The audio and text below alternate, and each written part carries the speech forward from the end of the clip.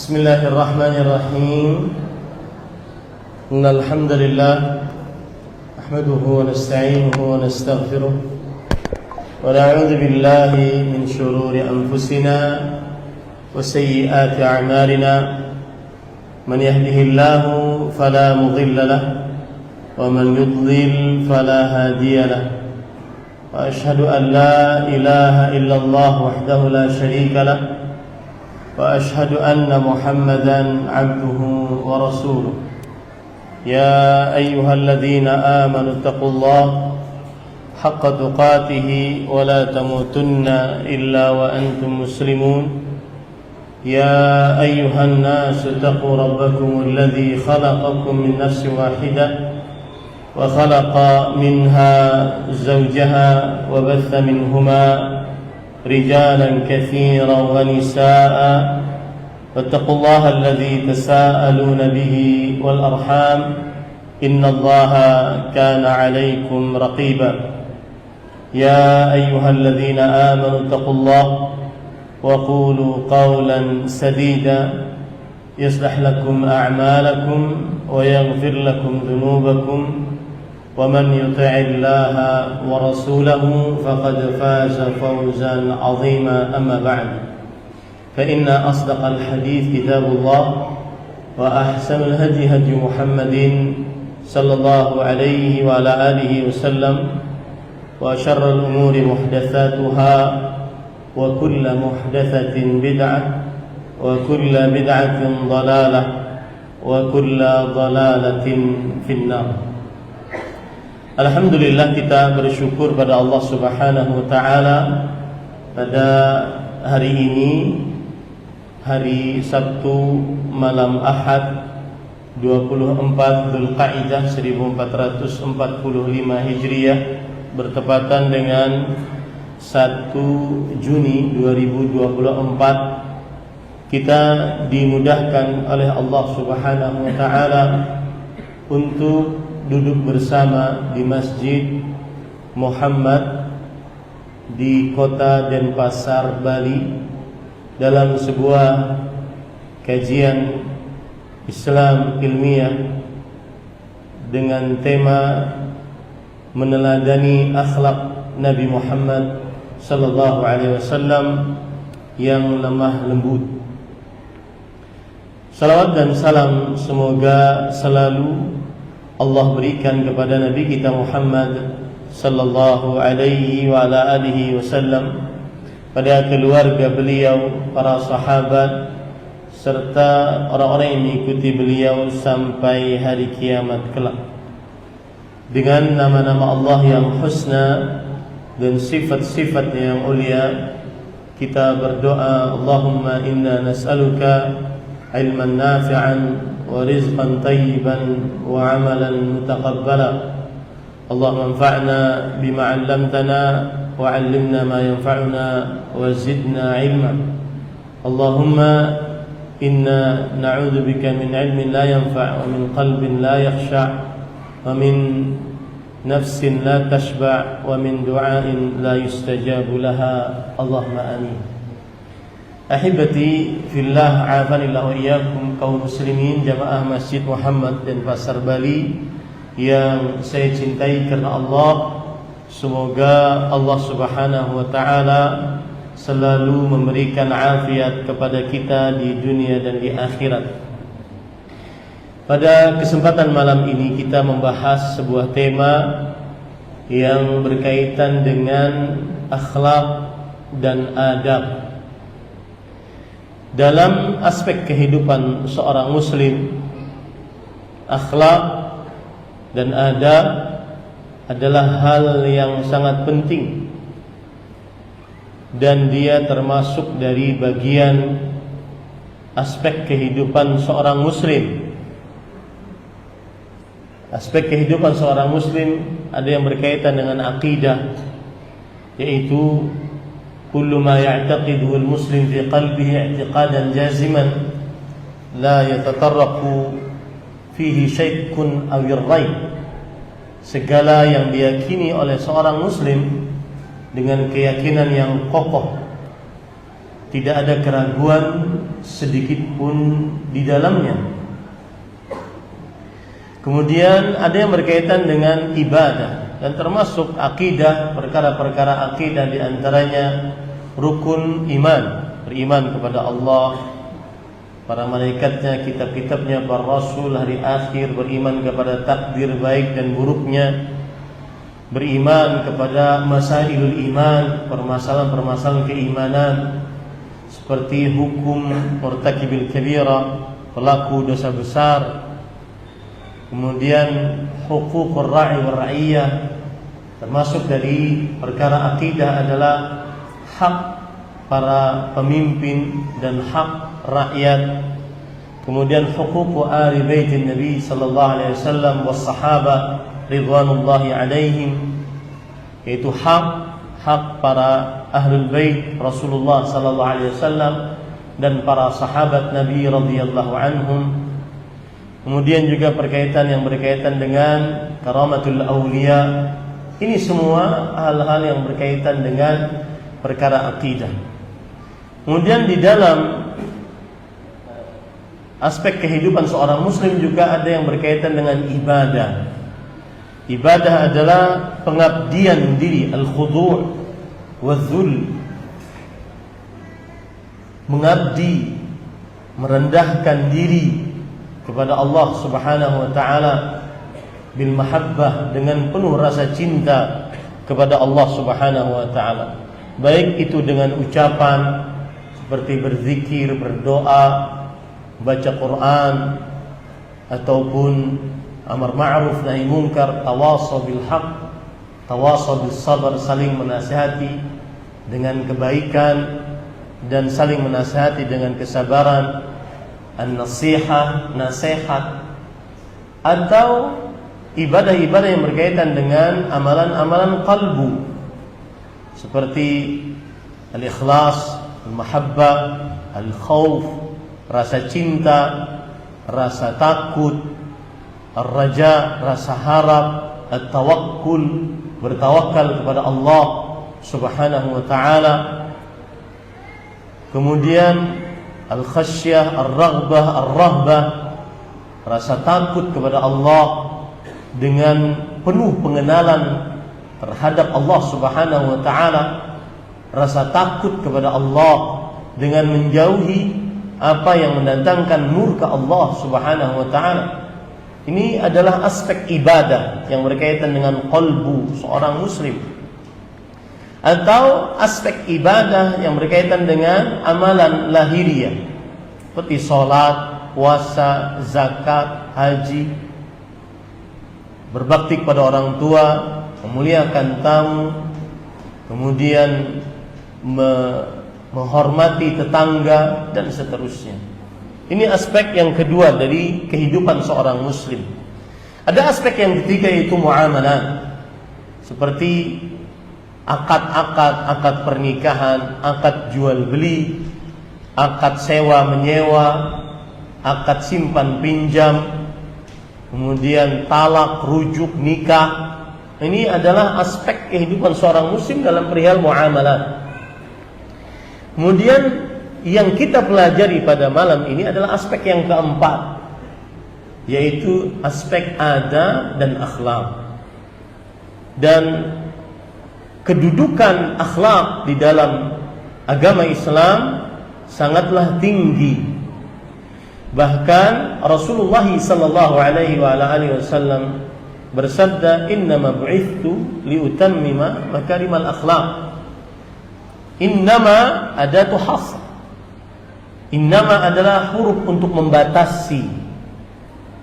Artinya kalau kita terjemahkan dalam bahasa Indonesia, aku diutus tidak lain hanyalah untuk menyempurnakan akhlak-akhlak yang mulia.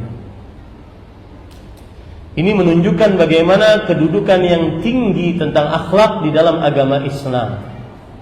Belum lagi kita dapati di dalam hadis-hadis Rasul sallallahu alaihi wasallam tentang keutamaan akhlak yang mulia di dalam agama Islam. Di antaranya hadis riwayat Imam Tirmidzi dari Abu Hurairah radhiyallahu anhu. bahwa beliau bercerita, su'ila Rasulullah sallallahu alaihi wasallam an aktsari ma yudkhilun nasal jannah. Nabi Muhammad sallallahu alaihi wasallam ditanya tentang amalan apa saja yang paling banyak memasukkan manusia ke dalam surga.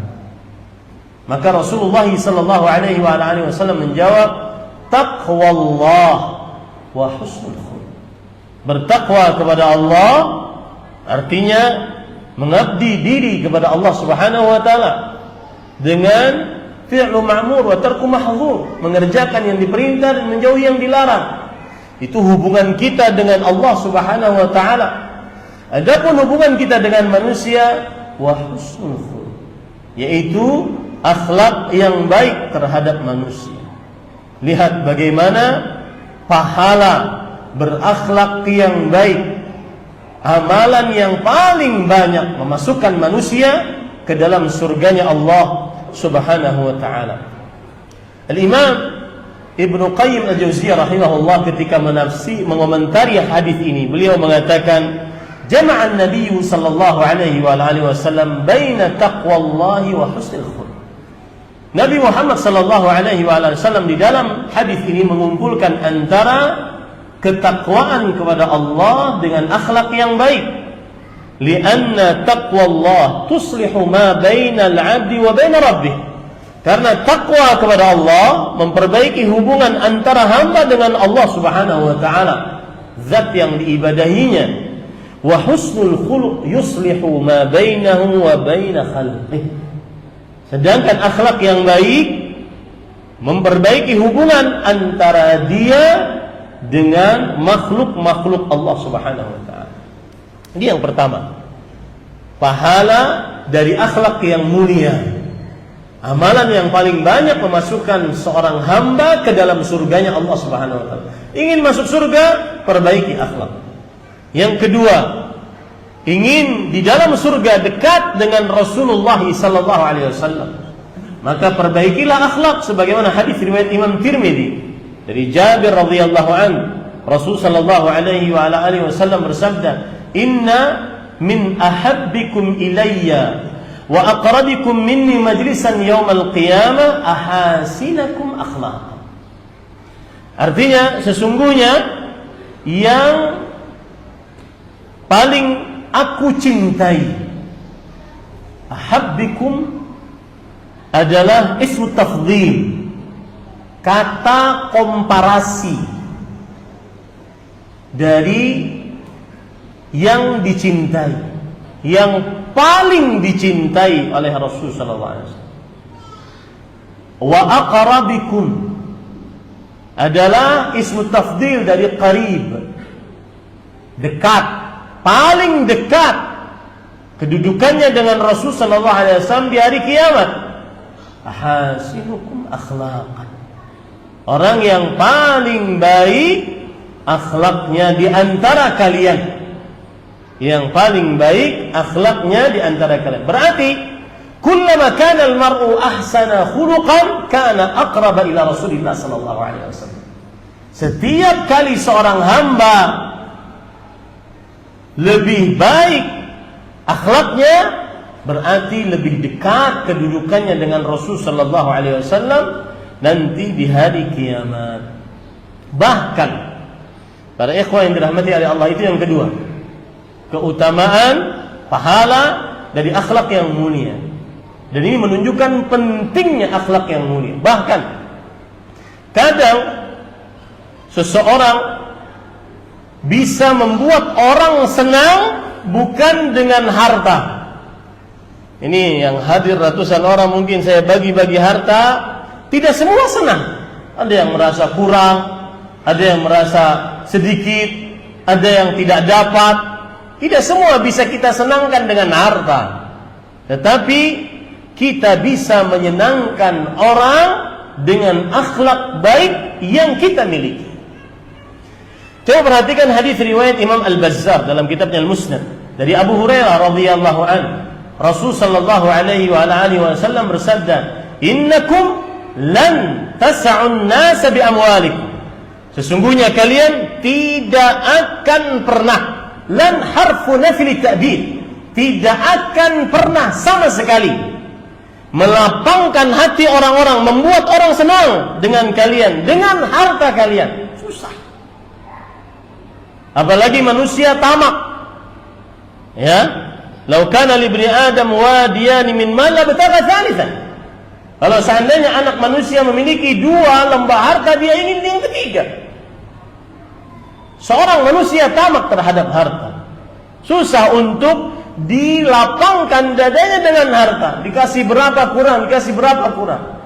Walakin yasa'hum minkum bastul wajhi wa husnul khuluq. Akan tetapi melapangkan kepada mereka sesuatu dari kalian adalah dengan wajah yang tersenyum dan akhlak yang baik kepada seseorang. Saat bertemu, tersenyumlah dengan senyuman yang paling indah yang engkau miliki. Ketika engkau bertemu dengan saudaramu, hadapkanlah wajahmu kepadanya, tersenyumlah.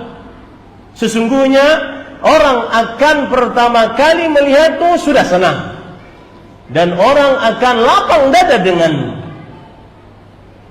Kemudian para ikhwan yang dirahmati oleh Allah Subhanahu wa taala, di antara kedudukan akhlak yang baik di dalam agama Islam adalah Rasulullah sallallahu alaihi wasallam menyatakan akhlak yang baik adalah amalan yang paling memberatkan timbangan di hari kiamat. Kita harus percaya ada 3 hal yang ditimbang dari kita di hari kiamat. Diri kita akan ditimbang, buku catatan amal kita akan ditimbang, dan amal ibadah kita akan ditimbang.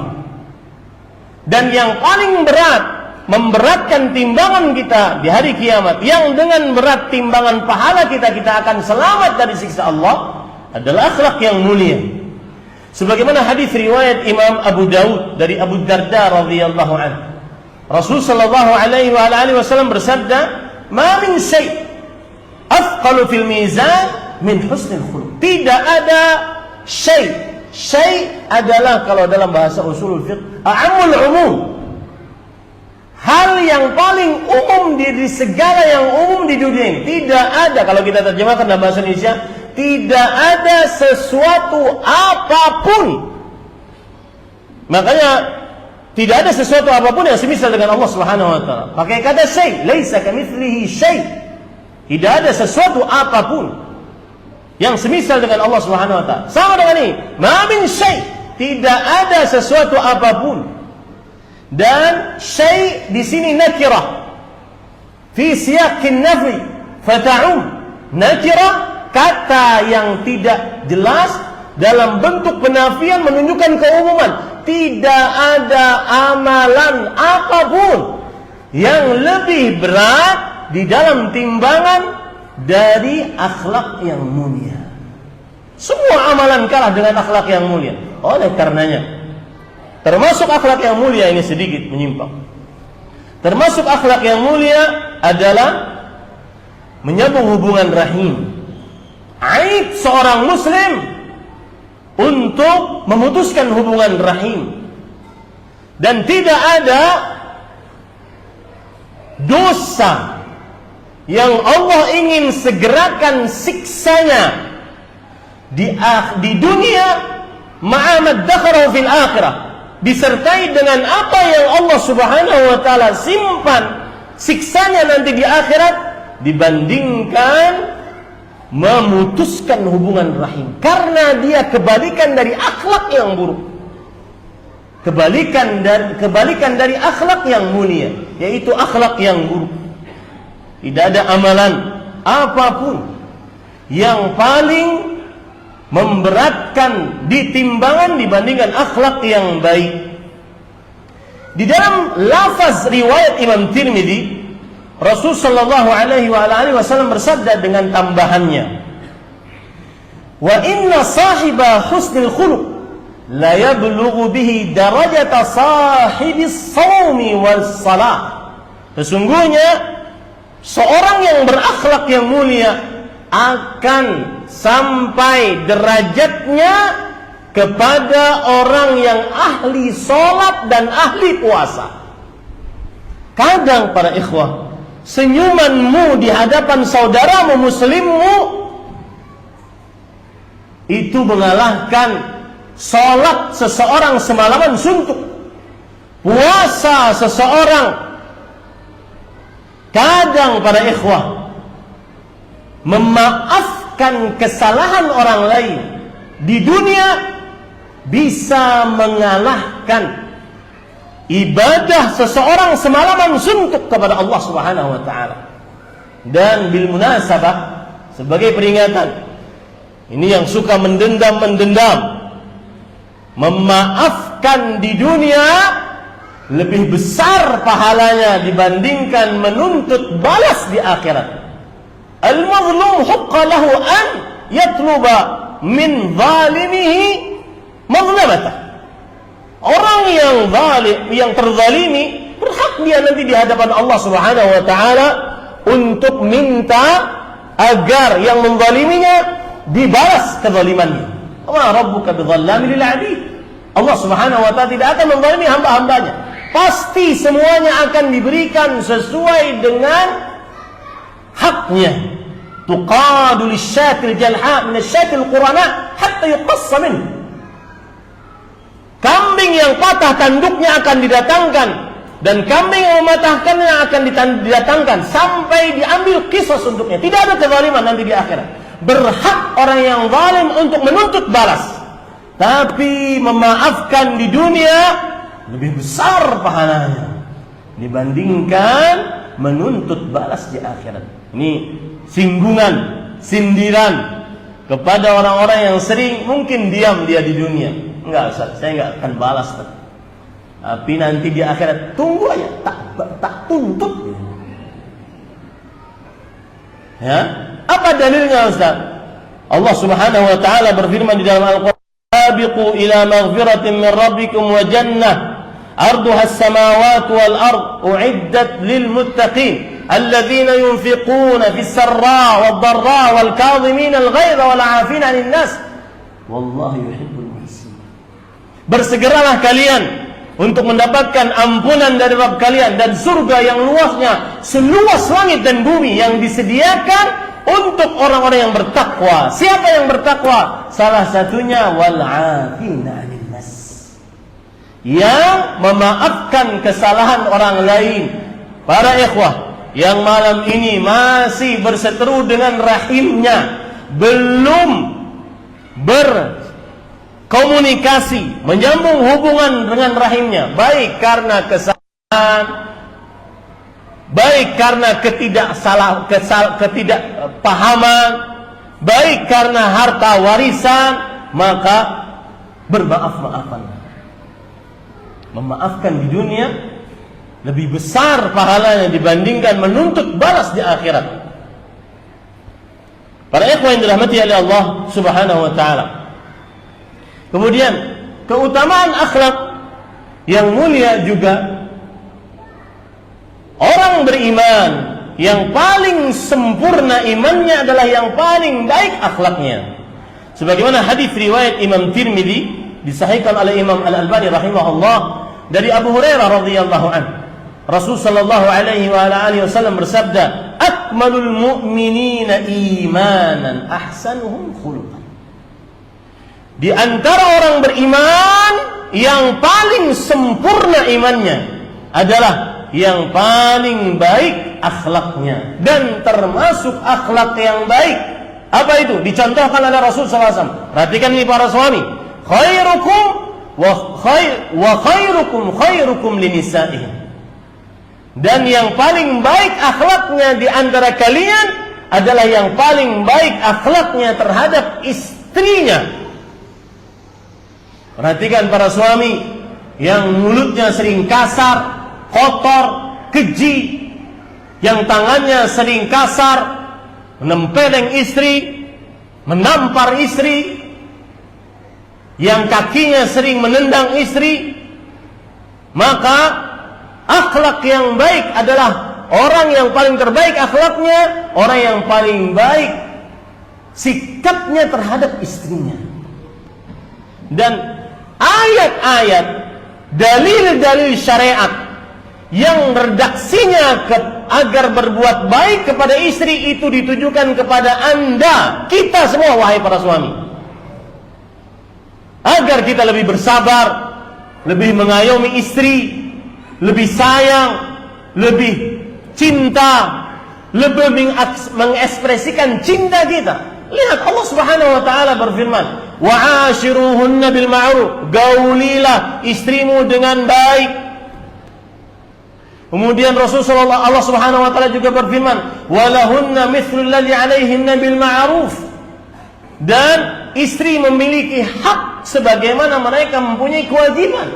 Istri memiliki hak untuk diberlakukan dengan baik.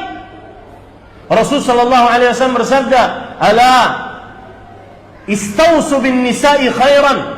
Aku ingatkan kalian wahai para suami, berbuat baiklah kepada para istri.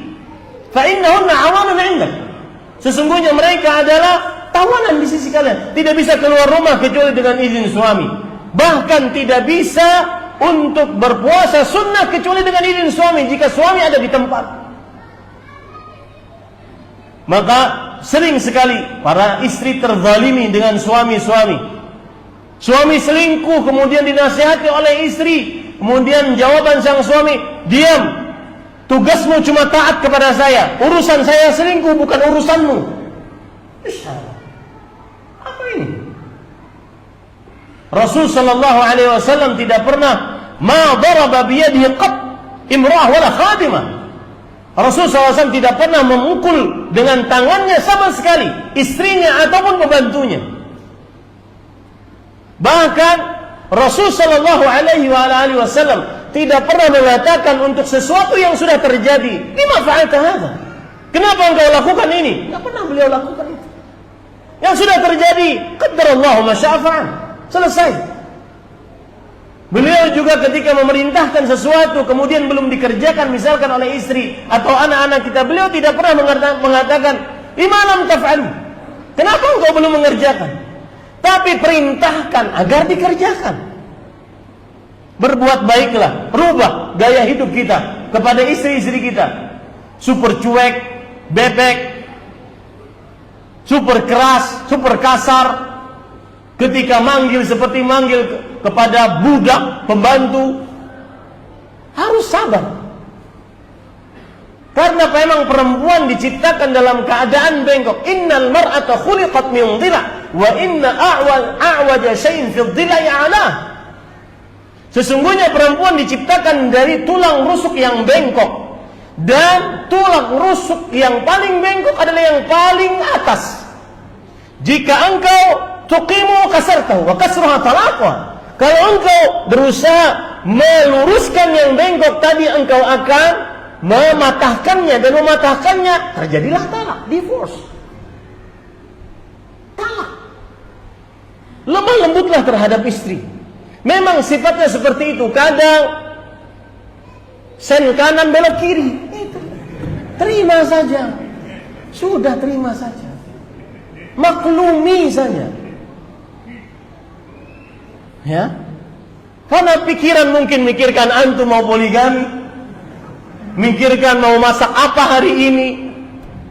Coba bayangkan, kadang dia mikirkan 3 kali sehari masak dengan menu yang berbeda-beda. Apalagi kadang-kadang lisan atau lidah seorang suami rewel.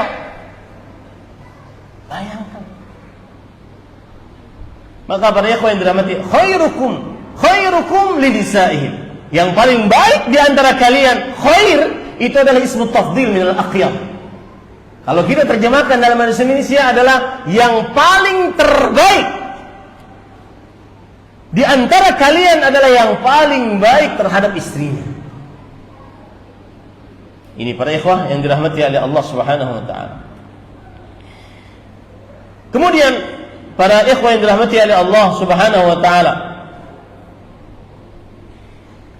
keutamaan akhlak yang baik lagi adalah Rasul sallallahu alaihi wasallam menjamin bagi siapa yang berakhlak yang baik, dia akan mendapatkan sebuah rumah di surga yang paling tinggi.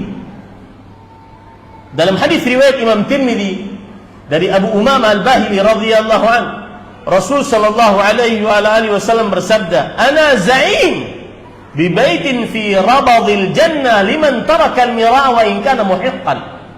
Aku pemimpin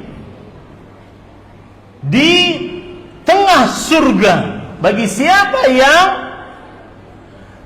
meninggalkan perdebatan, pertikaian, meskipun dia benar. Dan ini ingat para ikhwah, di zaman media sosial, saya berharap yang pernah ngaji kepada saya, jangan berdebat di media sosial. Media sosial yang kalian hadapi bukan, kita tidak tahu siapa dia. Ya. Wad-din laisa liman ghalab. Dan agama bukan bagi siapa yang menang debat. Ad-din qala Allah wa qala Rasuluhu sallallahu alaihi wa alihi wasallam. Agama adalah agama yang berdasarkan Al-Quran, firman Allah, dan hadis Rasul sallallahu alaihi wasallam. Itu agama. Tidak perlu Anda takut kalau seandainya ada orang mendebat Anda, asalkan Anda berdasarkan Al-Quran dan hadis Rasul sallallahu alaihi wasallam. Pernah seorang datang kepada Imam Malik rahimahullah. Kemudian Imam Malik, orang tersebut berkata kepada Imam Malik, "Ya Imam, ta'ala ujadiluk." Wahai Imam, kesini aku ingin berdebat denganmu. Kemudian kata Imam Malik rahimahullah, "In ghalabtani, qala tattabi'ni." Kalau engkau menang dalam berdebat dengan aku, maka kata orang tersebut berarti engkau harus mengikuti aku. Kata Imam Malik lagi, "In ghalabtuka." Kalau aku menang melawan engkau saat debat, apa yang harus aku lakukan? Attabi'uka, aku akan mengikuti engkau. Fa idza jaa'a ahadun akhar wa ghalabana, qala nattabi'u. Kalau seandainya datang orang ketiga kemudian mengalahkan kita berdua, apa yang harus kita lakukan? Kita mengikuti yang ketiga. Kemudian kata Imam Malik rahimahullah, Imam Darul Hijrah, "Ya hadza ad-din laisa liman ghalab."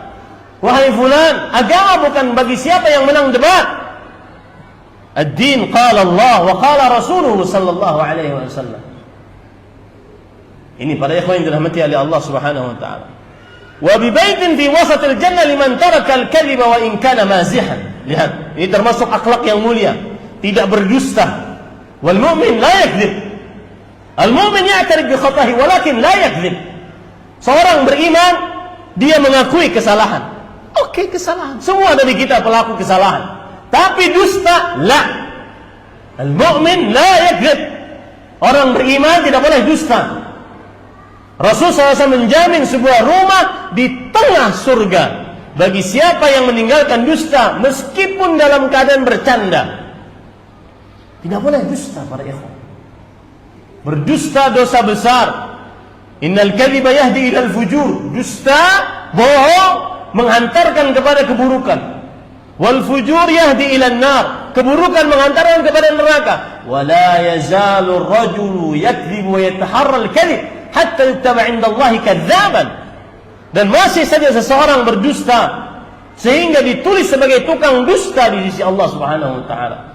Seorang beriman tidak boleh berdusta. Bahkan seorang salafus saleh, kalau tidak salah namanya Sufyan bin Sa'id bin Masruq ats-Tsauri, imamul muhadditsin, beliau mengatakan, "Lau anzalallahu malakan," atau "lau nazala malakun minas sama." Kalau seandainya ada malaikat, seorang malaikat turun ke langit, kemudian mengabarkan kepada kita, wa qala innallaha ahalla al-kadhib ma kadzabtu tawarru'an. Kemudian malaikat tersebut berkata, Allah telah menghalalkan dusta, aku tidak akan pernah berdusta. Kenapa? Malu berdusta. Mukmin tidak berdusta. Al-mu'min la yakdzib fi hayatihi. Ngaku salah iya. Saya pernah ke luar negeri, Eropa. Saya tanya kepada mereka yang kerja di sana, apa yang paling tidak disukai oleh orang kafir? Dusta, bohong. Kalau ngaku salah, semua orang bersalah. Tapi sampai dusta, enggak. Sudah turun derajatnya. Kalau sudah dusta, bohong, turun derajatnya.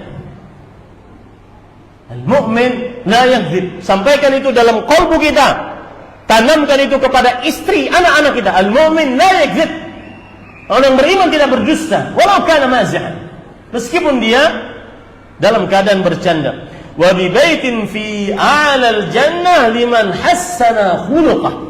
Dan aku menjamin sebuah surga yang di tempat yang paling tinggi bagi siapa yang memperbaiki akhlaknya. Ini para ikhwan yang dirahmati oleh Allah Subhanahu wa taala.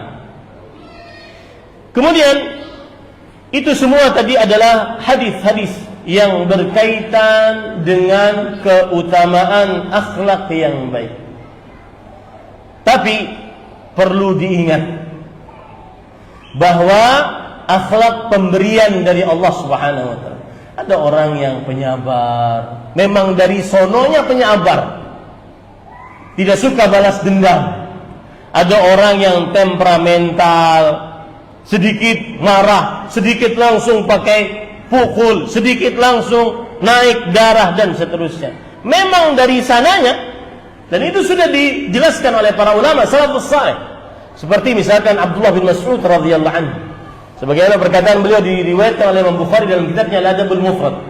Innallaha ta'ala qasama bainakum akhlaqakum kama qasama bainakum arzaqakum. Sesungguhnya Allah Subhanahu wa taala telah membagikan di antara kalian akhlak-akhlak kalian.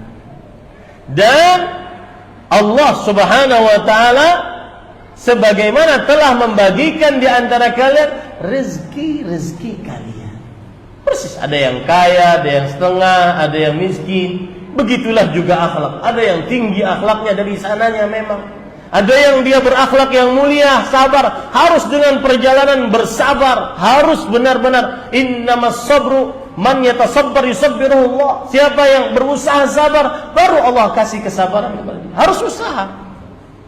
Nah, itu salah satu kenyataan yang harus kita pahami baik-baik.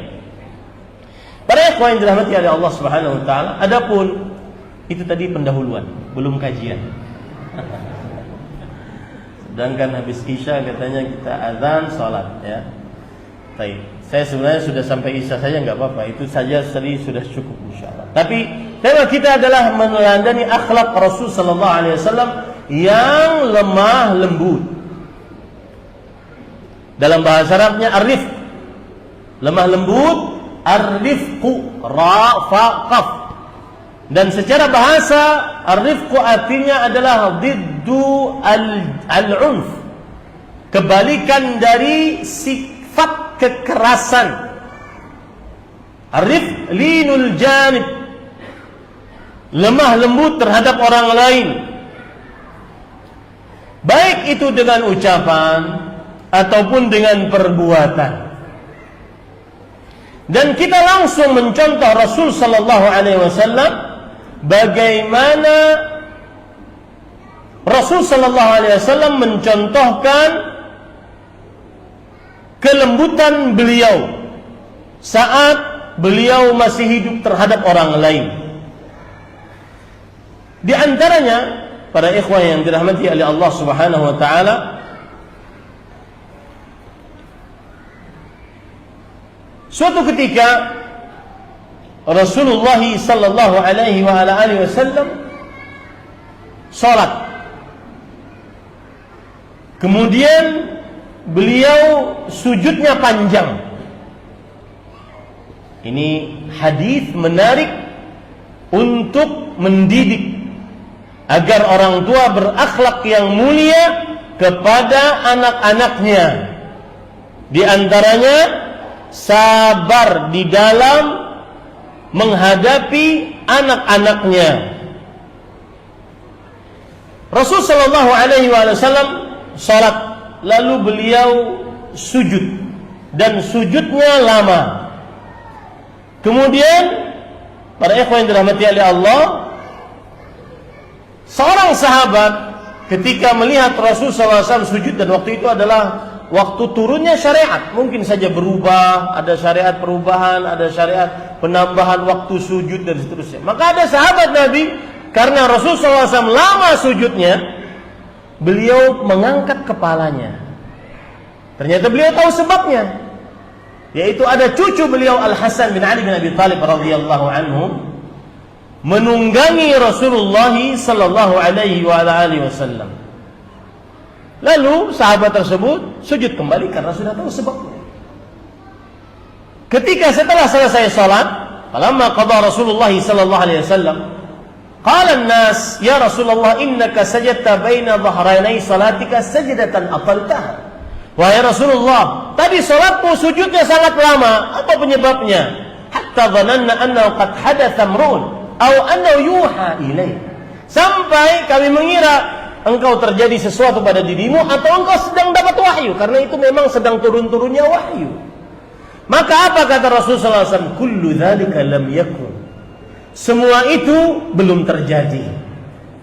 Artinya aku tidak dapat wahyu, tidak ada terjadi pada diriku apa-apa. Walakin ibni irtahanani. Tetapi ini cucuku Hasan bin Ali bin Abi Thalib radhiyallahu anhu sedang menunggangiku.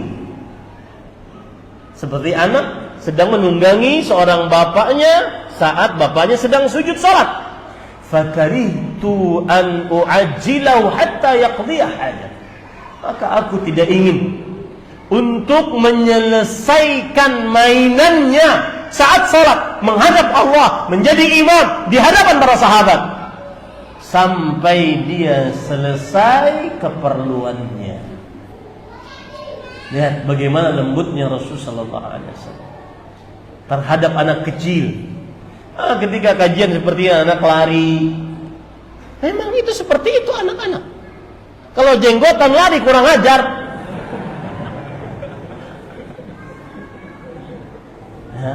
Anak-anak lari memang dunianya lari. Kalau duduk sakit tuh anak. Ya. Nah ini salah satu contoh. Nanti kita akan sebutkan contoh-contoh yang lain setelah salat Isya. Wallahu a'lam. Sallallahu nabiyana Muhammad walhamdulillahirabbil alamin. Wassalamualaikum warahmatullahi wabarakatuh. Bismillahirrahmanirrahim. Alhamdulillahirabbil alamin. Wassallallahu wasallam wa baraka ala abdihi wa rasulihi nabiyina Muhammad wa ala alihi wa ashabihi ajma'in. Amma ba'd. Kita lanjutkan kajian kita menyebutkan contoh dari akhlak Rasulullah sallallahu alaihi wa ala alihi wasallam yang lemah lembut. Di antara akhlak Rasulullah sallallahu alaihi wa ala alihi wasallam yang lemah lembut adalah bahwa Rasulullah sallallahu alaihi wa ala alihi wasallam sangat lemah lembut terhadap umatnya. Dan banyak hadis-hadis yang menunjukkan akan hal tersebut. Di antaranya hadis riwayat Bukhari dan Muslim dari Abu Hurairah radhiyallahu anhu. Rasul sallallahu alaihi wasallam bersabda, "Laula an asyqa ala ummati aw ala an-nas la amartuhum bis-siwaki ma'a kulli salah." Jikalau aku tidak memberatkan atas umatku atau atas manusia, maka sungguh aku akan perintahkan mereka bersiwak di setiap salat. Bersiwak yaitu memakai kayu dari Arab untuk membersihkan mulut di setiap salatnya. Al-Hafidz Ibnu Hajar Al-Asqalani rahimahullah, beliau mengomentari hadis ini dalam kitab beliau Fathul Bari Syarah Sahih Bukhari, wa fihi ma kana an-nabiy sallallahu alaihi wasallam alaihi min asy-syafaqah ala ummatihi. Di dalam hadis ini terdapat bagaimana kebiasaan Rasul sallallahu alaihi wasallam sangat lemah lembut terhadap umatnya.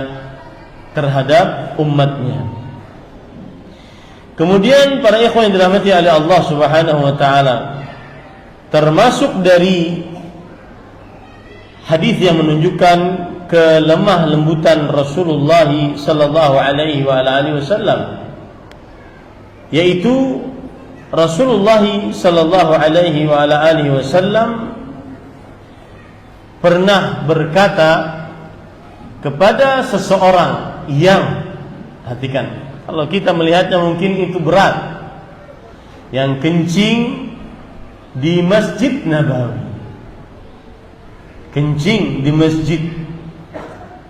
Kemudian Rasulullah sallallahu alaihi wasallam berkata kepada para sahabatnya yang ingin memukuli orang tersebut, Rasulullah SAW bersabda, la tuzrimu, da'u, yang artinya jangan kalian tuzrimu. Tuzrimu artinya la taqta'u alaihi baulah, jangan kalian putuskan kencingnya, biarkan dia menyelesaikan kencingnya, biarkan dia. Maka para sahabat pun membiarkannya sampai menyelesaikan kencingnya. Lalu setelah itu Rasul sallallahu alaihi wasallam baru memanggilnya. Kemudian beliau bersabda kepada orang tersebut, inna hadhihi al-masajida la tasluhu li syai'in min hadzal bauli wal qadar. Sesungguhnya masjid-masjid ini tidak layak, tidak pantas untuk sedikit pun dari kencing dan kotoran-kotoran. Innama hiya li dzikrillah azza wa jalla was salati wa qiraatil Qur'an. Sesungguhnya masjid-masjid ini dibangun untuk berzikir kepada Allah, mendirikan salat dan membaca Al-Qur'an. Nah, ini menunjukkan bagaimana lembutnya Rasul sallallahu alaihi wasallam kepada seorang yang kencing di dalam masjid Nabi Muhammad sallallahu alaihi wa ala alihi wasallam. Lihat juga Rasulullah sallallahu alaihi wa ala alihi wasallam, beliau bersikap lemah lembut terhadap orang yang berbicara di saat sholat, saat orang tersebut tidak mengetahui hukumnya. Sebagaimana hadis yang diriwayatkan oleh Imam Muslim dari Muawiyah bin Al-Hakam As-Sulami, beliau berkata, baina ana usalli ma'a Rasulillah sallallahu alaihi wasallam idz atasa rajulun minal qaum. Ketika aku sholat bersama Rasul sallallahu alaihi wasallam, Rasul sallallahu alaihi wasallam jadi imam, lalu aku menjadi makmum. Ada orang yang bersin, faqultu, lalu aku berkata, yarhamukallah. Siapa yang mengatakan ini? Muawiyah bin Al-Hakam As-Sulami. Semoga Allah merahmati engkau. Faramanil qaum bi absari. Maka orang pun melihatku, orang-orang melihatku ketika aku mengucapkan yarhamukallah. Faqultu wa thuqla ummiyah, yang artinya aku kehilangan ibuku. Masya'nukum tanzuruna ilayya, kenapa kalian melihat aku? Ini masih dalam salat. Kenapa kalian memelototi aku? Faja'alu yadribuna biaydihim ala afkhadhihim. Maka para sahabat memukulkan tangan-tangan mereka ke paha-paha mereka untuk memberikan isyarat, sudah diam, jangan ngomong. Ngomong kamu pertama itu keliru, ditambah lagi ngomong yang lain. Sudah diam. Falamma ra'aitum yusammitunani lakinni sakattu. Maka ketika aku paham bahwasanya mereka ingin aku diam, maka aku pun diam. Setelah selesai, kemudian Rasulullah sallallahu alaihi wasallam berlaku dengan perlakuan yang sangat lembut. Bahkan Muawiyah bin Al-Hakam As-Sulami radhiyallahu anhu berkata, "Fa bi abi huwa wa ummi." Bapakku dan jaminannya, bapakku dan ibunya, ibuku sebagai jaminannya. ma ra'aitu mu'alliman qablahu wala ba'dahu ahsana ta'liman minhu. Nah, ini perhatikan. Ini untuk para orang tua yang mengajari anak-anaknya, lemah lembutlah. Untuk para ustadz, para guru yang mengajari murid-muridnya, lemah lembutlah. Beliau mengatakan, aku tidak pernah melihat seorang pengajar sebelumnya dan sesudahnya yang lebih baik pengajarannya daripada Rasulullah sallallahu alaihi wasallam. Fa wallah, demi Allah, ma kaharani. Nabi Muhammad sallallahu alaihi wasallam tidak mencelaku, wala darabani, tidak memukulku, wala syatamani, tidak mengejekku. Beliau hanya mengucapkan, inna hadhihi salah la yasluhu fiha syai'un min kalamin nas.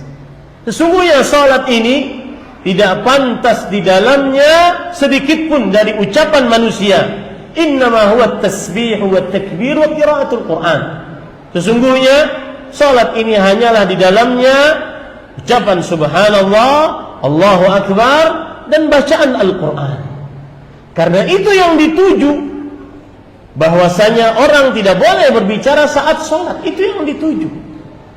Tidak perlu dengan kecaman, dengan perkataan kasar, kotor, tidak perlu. Tetapi apa yang dituju, ya itulah yang kita lakukan. Begitu juga kita terhadap anak didik kita, anak-anak kita. Ini para ikhwan yang dirahmati oleh Allah Subhanahu wa taala. Kemudian hadis yang lain, bagaimana lembutnya Rasulullah SAW, riwayat Bukhari dan Muslim dari Imran bin Husain radhiyallahu anhu. Kunna fi safarin ma'an Nabi sallallahu alaihi wasallam. Kami pernah bersafar bersama Rasul sallallahu alaihi wasallam. Dan sebagai munasabah, orang-orang saleh mengatakan, la tabhathu akhlaqar rijal fi masajidihim. Jangan lihat akhlak seseorang di masjid-masjid. Semuanya baik kalau di masjid. Semuanya baik kalau di masjid. Lihat akhlak seseorang saat muamalah, jual beli, simpan pinjam, sewa menyewa, hutang piutang. Lihat akhlak mereka saat safar. Saat safar bersama, baik tidak akhlaknya, baik tidak lisannya, baik tidak. Lihat akhlaknya. Kalau di masjid semuanya kelihatan bagus. La tabhathu akhlaqar rijal fi masajidihim. Jangan lihat akhlak seseorang di masjid-masjidnya. Semuanya taat kepada Allah Subhanahu wa taala. Tapi lihat saat urusan dengan uang. Allah berhutang, bayar enggak? Atau pakai miftah as-sir, afwan akhi, bayar. Afwan akhi. Bayar. Dan saya tidak ingin mendengar ada orang yang sudah mengikuti ngajian sunnah, tetapi kalau ngutang dikenal tidak bayar. Sebagian pengusaha kadang-kadang malas berhubungan dengan orang yang sudah ngaji sunnah. Kenapa? Nggak amanah Ustaz. Bagaimana orang mau lebih mengenal dakwah sunnah? Tidak amanah Ustaz, tidak jujur, tidak tepat janji, dan seterusnya. La tabhathu akhlaqar rijal fi masajid.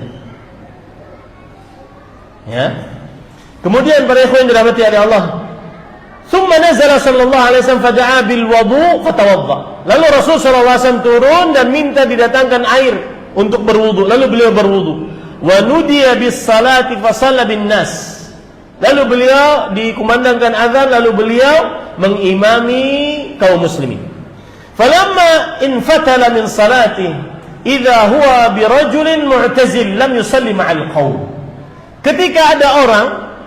Ketika Rasul sallallahu alaihi wasallam setelah selesai sholat, ada orang yang tidak sholat sendirian, tidak sholat bersama kaum muslimin.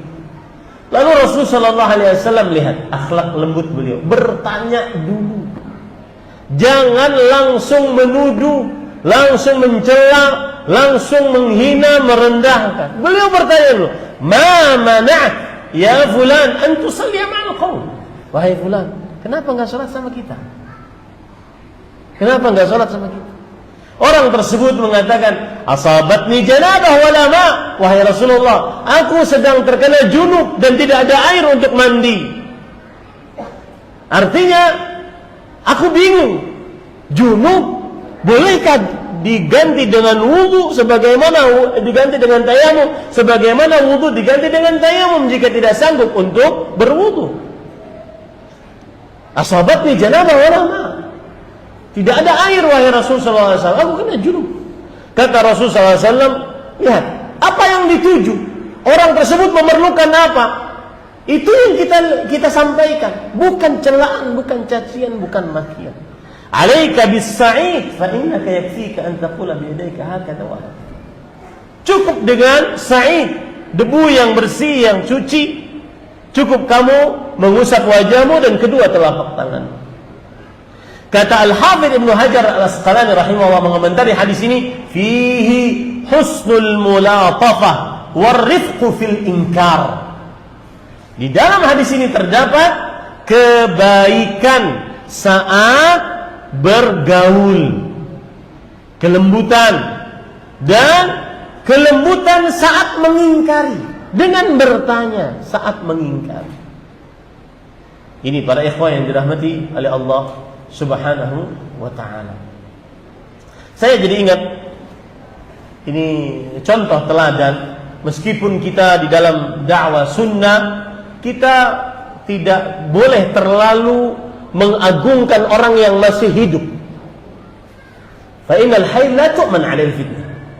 Karena orang yang masih hidup tidak dijamin aman saat dia dicabut nyawanya. Tetapi ini contoh saja bahwa ada orang-orang yang mengamalkan dari para ulama yang mengamalkan kelembutan saat memberikan pengingkaran terhadap orang lain. Di antaranya Fadilat Syekh Profesor Dr. Abdul Razzaq bin Abdul Muhsin Al-Badr, syekhna. Beliau suatu saat sholat di samping orang yang sujudnya lama, terutama sujud terakhir sebelum duduk tasyahud. Sujudnya lama, mungkin doanya panjang.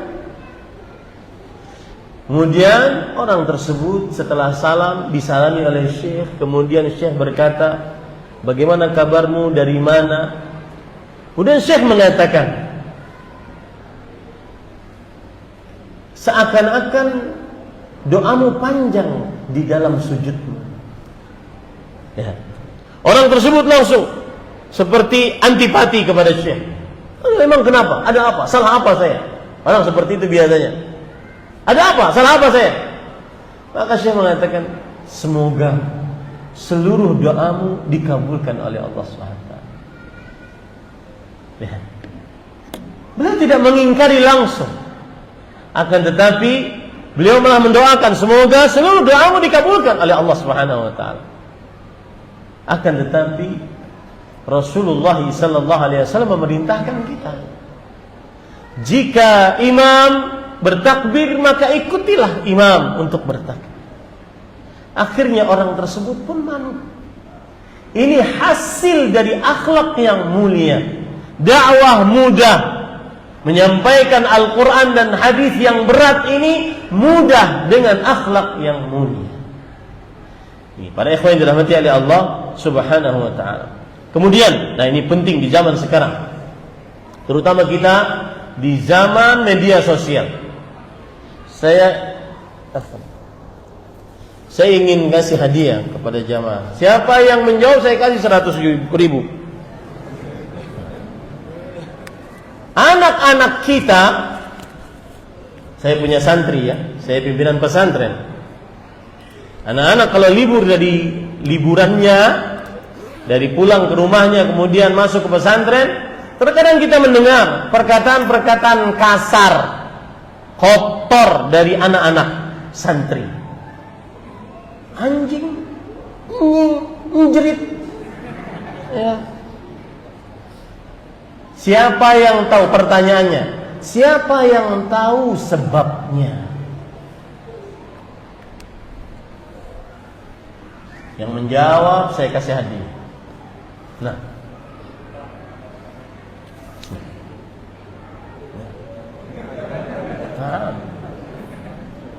ikut-ikutan teman-temannya. Barakallahu fiik. Jawabannya salah. Oh, saya kan bilang siapa yang jawab saya kasih hadiah. Saya nggak tahu saya yang jawab benar atau salah. Ada yang lain? Jemu enggak? Dari lingkungan rumah lah. HP dikit lagi. Ikut tren di dalam sosmed sedikit lagi. Game online. Hati-hati antum punya anak. Mereka nonton orang main game. Yang main game online ini kata-katanya kasar, kotor, keji. Sudah tidak nutup aurat kadang-kadang. Itu yang didengar oleh anak kita berjam-jam. Itu yang akhirnya mereka mengeluarkan kata-kata kasar, kotor, keji, porno bahkan. Dan mengatakan itu biasa.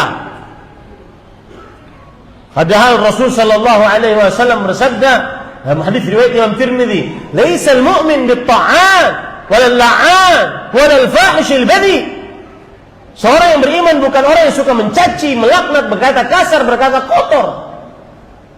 Hati-hati itu. Terutama anak-anak yang sudah dikasih oleh orang tuanya atas nama sayang, HP pribadi, atas nama sayang, internet tanpa batas. Ya, hati-hati. Yang ditonton orang-orang fasik, perkataannya kotor, kasar. Itu yang masuk ke dalam benak anak kita. Itu yang akhirnya terngiang-ngiang, bahkan mungkin masuk ke dalam mimpinya. Hati-hati, hati-hati. Kita semua terutama para lelaki bertanggung jawab atas mereka. Ma min muslimin yastar'ihi Allahu ra'iyyah yamutu yawma yamut wa huwa ghashin li ra'iyyati illa harrama Allah 'alaihi jannah. Tidaklah seorang muslim diberikan kepemimpinan atas orang-orang yang dipimpinnya. Pada hari dia meninggal dalam keadaan menipu orang-orang yang di bawah kepemimpinannya, istrinya, anak-anaknya, melainkan diharamkan atasnya surganya Allah Subhanahu wa taala. Anda sekarang di sini duduk di majelis ilmu, mendengarkan ayat suci Al-Qur'an, diliputi rahmat, dikerumuni oleh para malaikat, bahkan yang duduk sekarang tidak ingin nuntut ilmu, hanya sekedar ingin duduk mengisi waktu saja. Rasulullah SAW mengatakan, humul qaum la yusqa bihim jalisuhum. Mereka adalah orang-orang yang tidak rugi duduk mereka, meskipun tidak ada niat untuk menuntut ilmu. Tapi pertanyaan mendasar, kemana anaknya? Di mana mereka sekarang? Sama siapa? Ngapain? Kullukum ra' wa kullukum mas'ulun an ra'iyyati. Setiap dari kalian pemimpin dan penanggung jawab atas yang dipimpinnya. Penipu orang tua ketika dia duduk di dalam masjid untuk menuntut ilmu, sedangkan anaknya kelayapan berteman dengan siapa tidak tahu. Hati-hati para ikhwah. Lihat Rasul sallallahu alaihi wasallam bagaimana beliau lembutnya. Anas bin Malik radhiyallahu anhu, khadimun Nabi sallallahu alaihi wasallam. 10 tahun. Kalau sudah hidup bersama seseorang 10 tahun, itu borok-boroknya sudah ketahuan, Pak. Ya. Ini kawan-kawan yang nemenin saya jadi 2 hari yang lalu sudah tahu bagaimana aslinya saya. Saya baru ketemu dengan Akh Abu Davin, saya baru kenal dengan panitia-panitia. Kalau sama Badrimin sudah lama saya kenal dengan kamu. Ya. Sudah tahu bagaimana akhlaknya. Lihat para ikhwan yang dirahmati oleh Allah, ini 10 tahun. Apa kesimpulan seorang pembantu Rasul sallallahu alaihi wasallam, Anas bin Malik radhiyallahu anhu, ketika 10 tahun beliau menjadi pembantu Rasul sallallahu alaihi wasallam. Ketika di umur ke-10, ibunya Anas bin Malik, Ummu Sulaim radhiyallahu anha mengatakan, "Ya Rasulullah, hada Anas yakhdimuk." Wahai Rasulullah, ini Anas jadi pembantumu. Apa kesimpulan Anas bin Malik? Menjadi 10 tahun menjadi pembantu Rasul sallallahu alaihi wasallam. Lam yakunin Nabi sallallahu alaihi wa alihi wasallam sabbaban wala fahashan wala la'anan. Kana yaqulu li ahadina 'inda al-ma'tibah, "Malah tariba jabinuh." Yang artinya, bukanlah Nabi Muhammad sallallahu alaihi wasallam seorang yang suka mencaci, berkata kotor, melaknat, berkata kasar. Beliau senantiasa mengatakan kepada kita untuk sesuatu yang mungkin harus diingatkan. Mana? Kenapa ada orang tariba jabinu? Mungkin dia sedang bingung. Dicarikan alasan agar orang tersebut bisa dimaafkan. Subhanallah. Lihat lagi. Seorang suami yang diwajibkan lembut terhadap istrinya. Anda, iya, kita semua, saya, bapak seluruhnya lebih wajib daripada istri kita kepada kita. Kita lebih wajib lembut. Lihat Rasulullah sallallahu alaihi wasallam saat menggilir Aisyah radhiyallahu anha. Aisyah radhiyallahu anha cemburu karena waktu beliau digilir, Rasul sallallahu alaihi wasallam masih dikirimi makanan oleh istrinya yang lain. Kemudian Rasul sallallahu alaihi wasallam kemudian Aisyah memecahkan piring yang di dalamnya ada makanan tersebut. Apa yang dilakukan? Coba antum kalau seandainya seperti itu. Ya, antum poligami, kemudian dapat makanan dari istri yang kedua, lalu istri yang kita sedang gilir memecahkan piring. Makanannya tersebar ke sana kemari, dilihat oleh orang, dilihat jamaah. Ini seorang nabi, kok istrinya begini? Apa yang dilakukan oleh Rasul sallallahu alaihi wasallam? Gharat ummuki, ibunda kalian sedang cemburu, mohon dimaklumi. Mencarikan alasan agar bisa dimaklumi. Ini para ikhwah yang dirahmati oleh Allah Subhanahu wa taala. Kira-kira itu yang bisa disampaikan untuk kesempatan kali ini.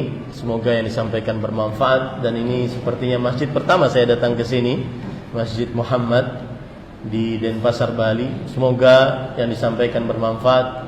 Apa yang baik itu hanya dari Allah Subhanahu wa taala, apa yang buruk itu dari kami pribadi. Dan atasyarraf bi ilqail muhadara amam fadilat Syekh Abdul Khattab hafizahullah taala, wa asa an yakuna nafi'an lana jami'an fi hadzal masjid wa fi hadhil qaryah. Dan semoga kita bertemu kembali di dalam majlis-majlis ilmu. Kalau seandainya Allah Subhanahu wa taala belum bertakdir kita kembali bertemu dalam majlis ilmu, maka saya ucapkan sampai jumpa di surga Firdaus Allah Subhanahu wa taala. Subhanakallah bihamdik, asyhadu an la ilaha illa anta, astaghfiruka wa atubu ilaik. Sallallahu nabiyana Muhammad walhamdulillahi rabbil alamin. Wassalamu alaikum warahmatullahi wabarakatuh.